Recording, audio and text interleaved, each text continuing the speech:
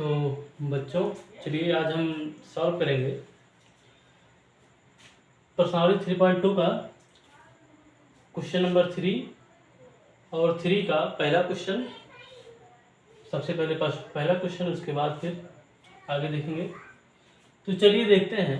अच्छा, इसमें लिखा और भी है, अधिक से अधिक लिखा है, एक बड़ी सी लाइन है, लेकिन उसमें मेन जो है, मुख्य जो है, एक ही बात है कि प्रतिस्थापन विषय हल करना है। तो प्रतिस्थापन विषय से हम हल करने का प्रयास करें, ठीक है।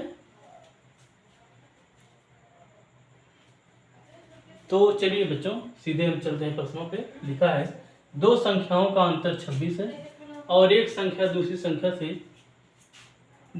की 3 गुनी है, उन्हें ज्ञात कीजिए, ठीक है।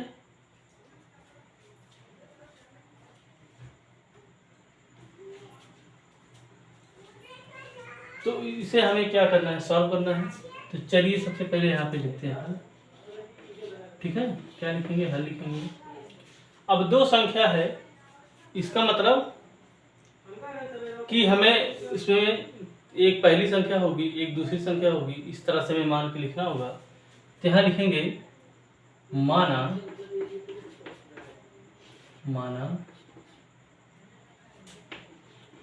पहली संख्या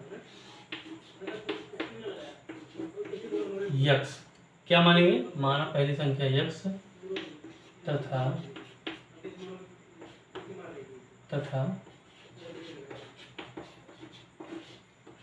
दूसरी संख्या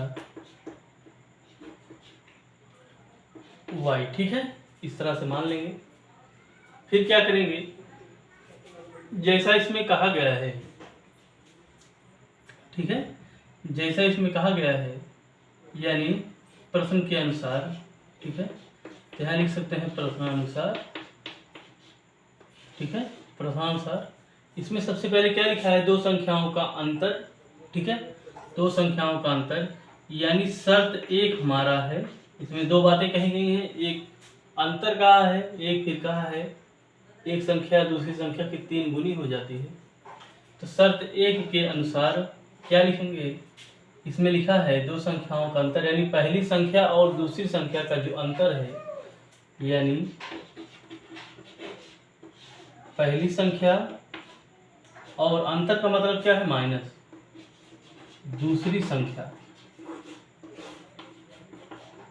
ठीक है।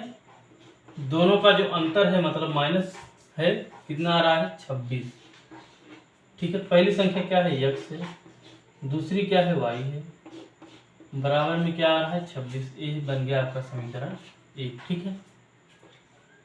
आगे क्या कह रहा है, और एक संख्या दूसरी संख्या की 3 गुनी है, यानी आपका जो शर्त 2 है, यानी शर्त 2 क्या कह रहा है, एक संख्या दूसरी संख्या की 3 गुनी है, यानी पहली संख्या और अगर हम दूसरी संख्या लिखते हैं, दूसरी संख्या की कितनी गुनी है, 3 गुनी, ठीक है।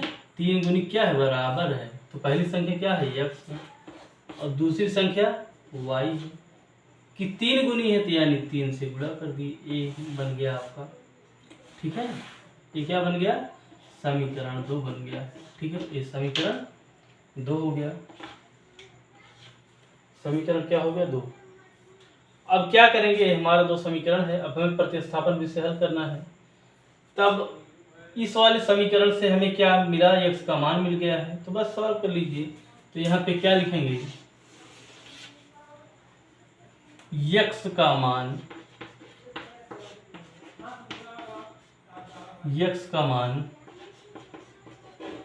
समीकरण 1 में रखने पर, ठीक है, समीकरण 1 में रख दीजिए। समीकरण 1 में अगर रखें तो समीकरण 1 क्या है, x माइनस वाई बराबर 26 है, तो x के स्थान पे क्या रखें, 3y माइनस वाई बराबर 26। तो 3y में से एक y गया तो कितना आया, 2y बराबर 26। तो 2 13 में 26, यानी y बराबर कितना आ गया, 13। कितना आ गया, 13, ठीक है। y बराबर कितना आ गया, 13।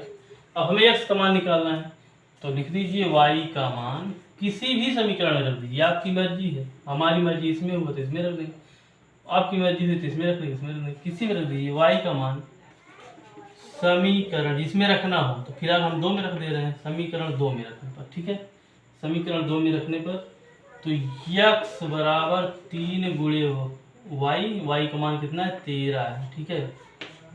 चलिए नहीं तो आप लोग कहीं डिस्टर्ब हो जाए, 3y यानी 3 मल्टीप्लाई 13 बराबर कितना हो गया 39, 13 या 39 होता है, तो बराबर कितना आ गया 39, ठीक है। इस तरह से x और y के मान, यानी पहली संख्या क्या मिली 39 और दूसरी संख्या क्या मिली 13, ठीक है, यानी पहली संख्या क्या हो गई 39 और दूसरी संख्या क्या मिल गई 13, ठीक है, पता चल गया ना। अगर हम देखिए अगर चेक करना चाहें तो x के स्थान पे हम रख दें कितना 39, y के स्थान पे क्या रख दें 13, तो 39 से 13 गए 26 आ जाएगी, ठीक। इसका मतलब हमारा क्वेश्चन क्या हुआ एग्जैक्ट सही हुआ। तो अब हम चलेंगे सेकंड वाले क्वेश्चन पे, ठीक।